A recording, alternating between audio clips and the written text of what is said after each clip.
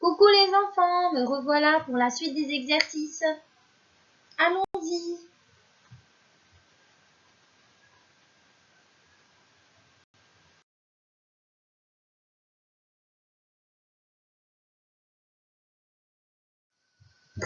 Nous sommes toujours à la page 80. Nous avions réalisé l'exercice numéro 2. Maintenant, nous allons continuer avec l'exercice numéro 3. Lisons la consigne. Entoure en rouge les lettres qui correspondent au son 1. Dans la leçon que je vous ai présentée dans la vidéo précédente, je vous ai montré qu'il y avait différentes façons d'écrire le son 1.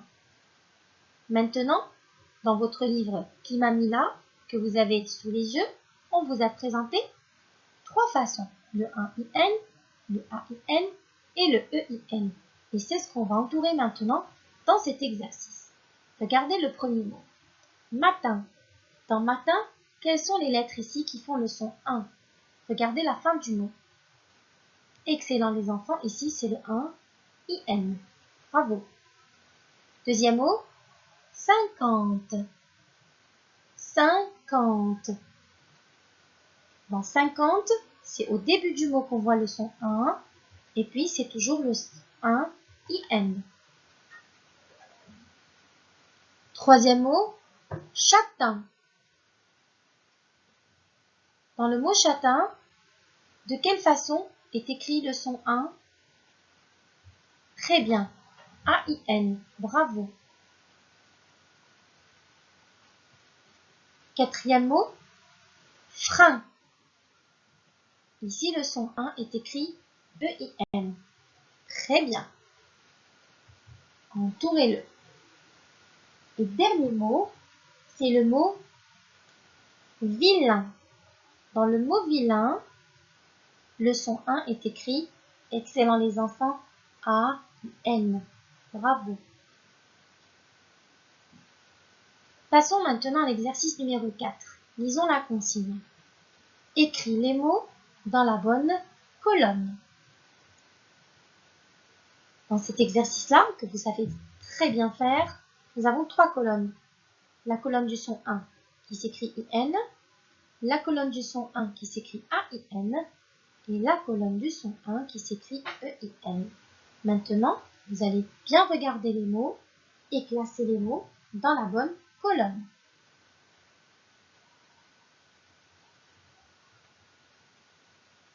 On va y aller ensemble.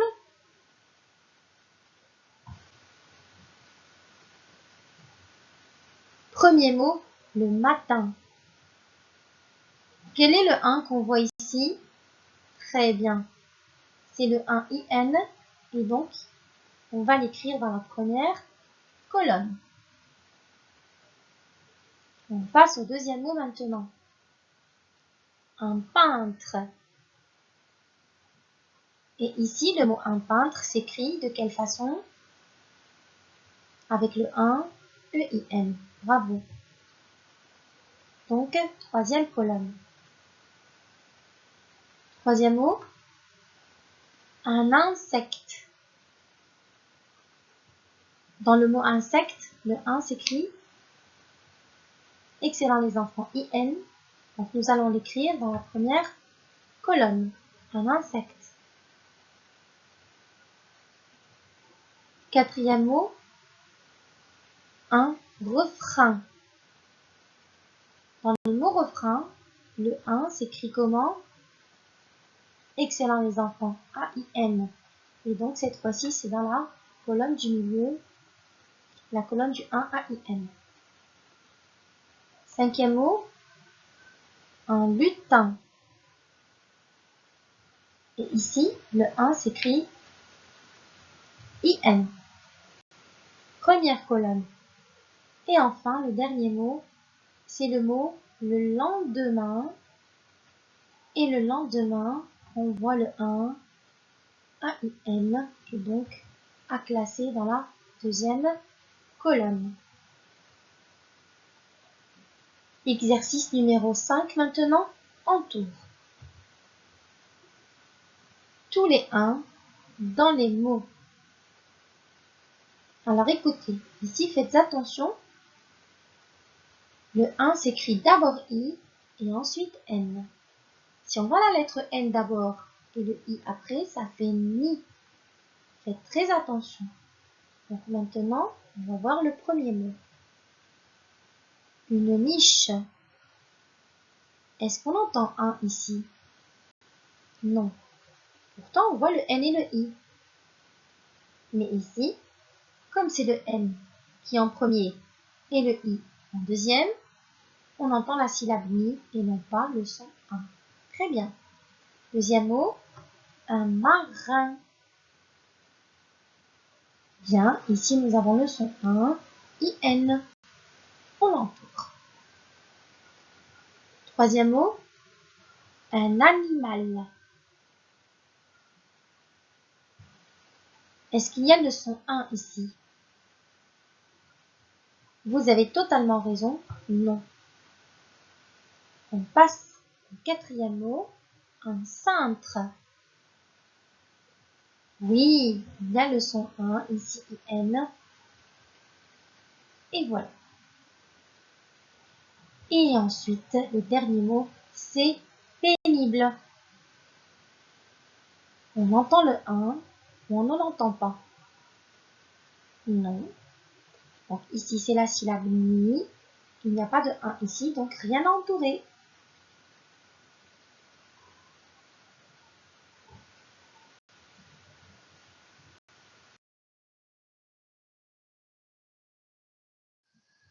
Passons maintenant à la page d'à côté, la page 81.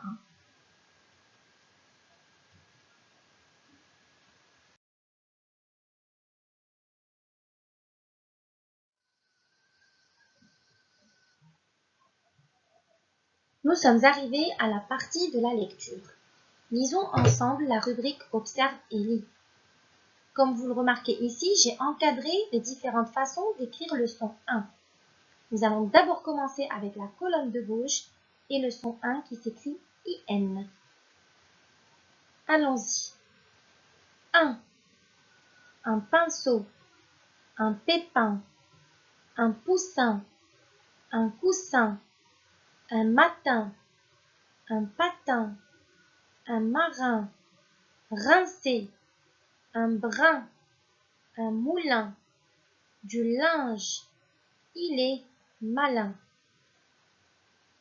Deuxième partie encadrée maintenant, c'est le son 1 qui s'écrit AIN. 1. Une main, un poulain, un bain, un copain, deux mains, maintenant. La colonne de droite maintenant. Et on va commencer avec le son 1 qui s'écrit IM. 1.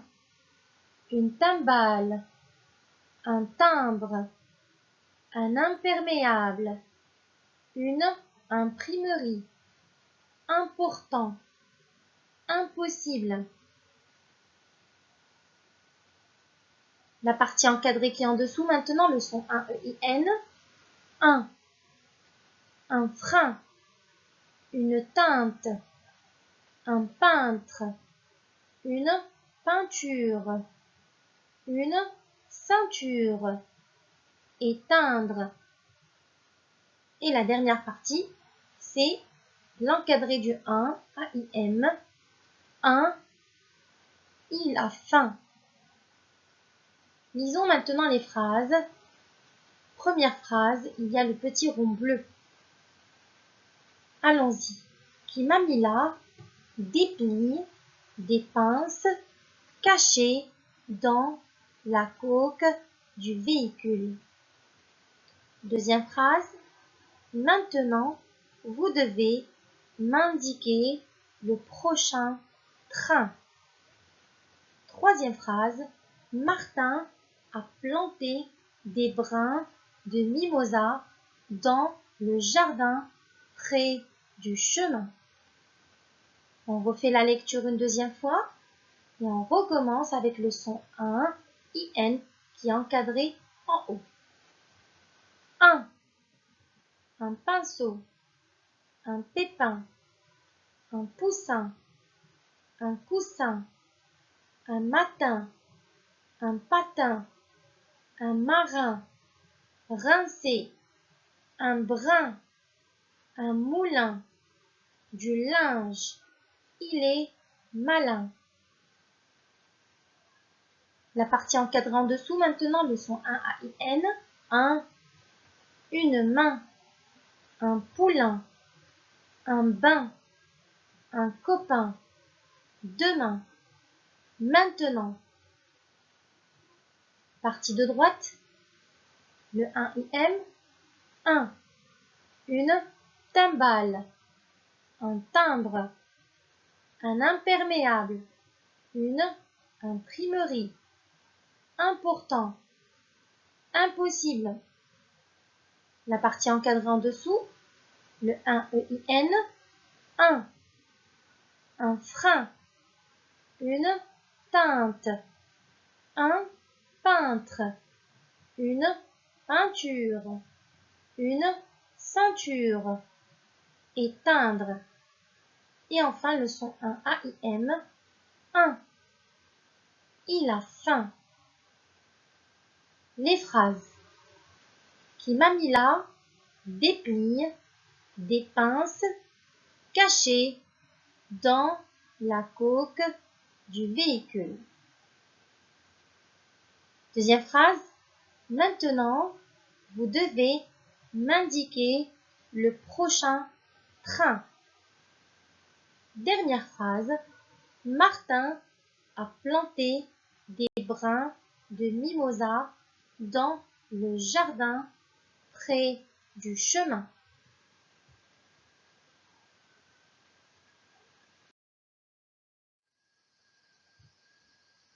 Exercice numéro 6. Lisons la consigne. Relis chaque mot au bon dessin. Nous avons ici plusieurs dessins, plusieurs images, plus une liste de mots ici en dessous. Et nous devons chercher pour chaque dessin le mot qui correspond. Alors allons-y avec la première image. Une main. Cherchez le mot qui correspond, les enfants. Où se trouve-t-il? Très bien. Voici le mot une main. On va relier l'image avec le mot qui correspond. Deuxième image, nous avons un poussin.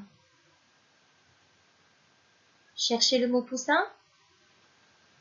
Excellent. Le mot poussin, c'est le premier mot de la liste.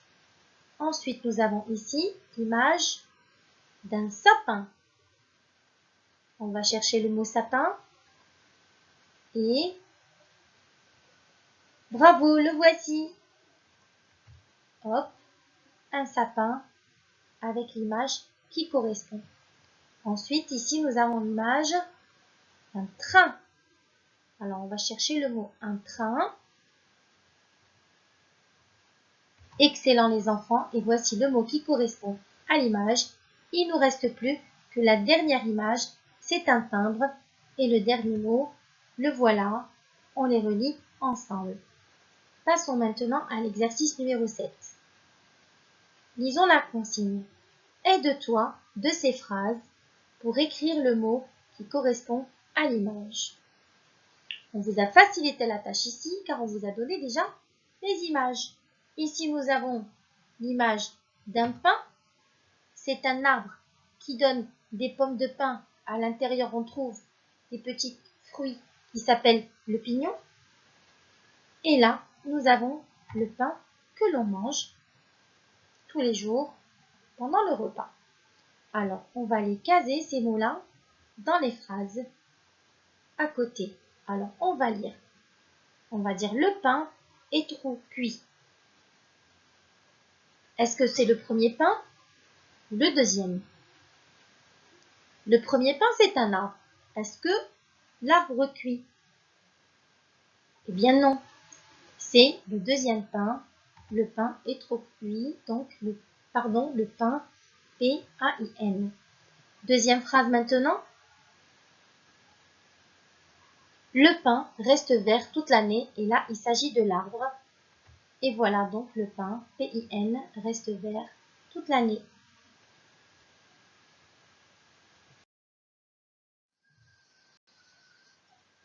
Nous sommes arrivés à l'exercice numéro 8 qui est le dernier exercice de notre séance d'aujourd'hui. Lisons la consigne. Relie les mots contraires, entoure la partie ajoutée. Nous avons deux consignes dans cet exercice-là. Nous allons d'abord commencer avec la première qui est de relier les mots contraires. Alors pour faire ce travail-là, il faut relier la colonne de gauche avec la colonne de droite. On va commencer avec le premier mot et on va aller chercher son contraire. Alors nous avons ici le mot poli. Poli, et on va commencer. Est-ce que le contraire c'est incomplet? Non. Invisible? Non plus. Incapable? Sûrement pas. Impoli? Oui, on a trouvé la bonne réponse. Donc poli, impoli, et ce sont les deux mots contraires.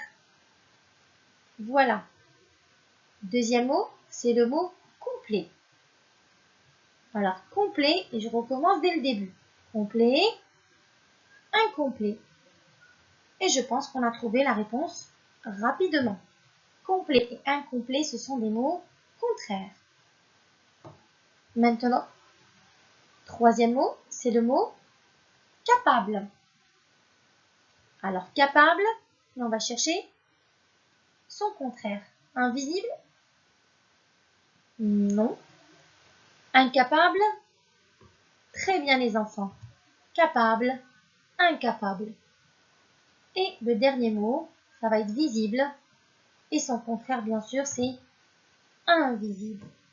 Maintenant, on vous a demandé d'entourer la partie ajoutée. Qu'est-ce qu'on a ajouté dans cette colonne-là pour faire le contraire des mots de la colonne de gauche? Eh bien, nous avons ajouté un. Lorsqu'on ajoute un au mot, ça donne le contraire du mot. Donc, complet, ça fait incomplet, et c'est le 1IN, on a rajouté ici, et vous l'entourez de la couleur que vous souhaitez. Deuxième mot, invisible, donc visible, invisible, et c'est encore une fois le 1 qu'on a ajouté.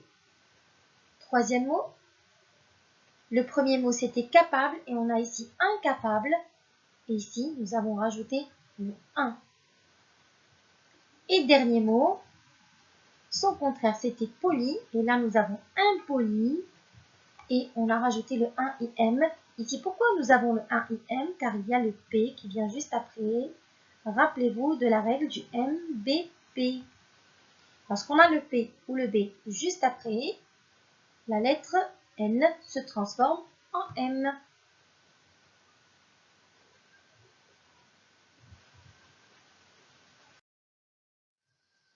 Et voilà les enfants, la séance est terminée. N'oubliez pas de faire une bonne lecture de la fiche du son 1. Au revoir!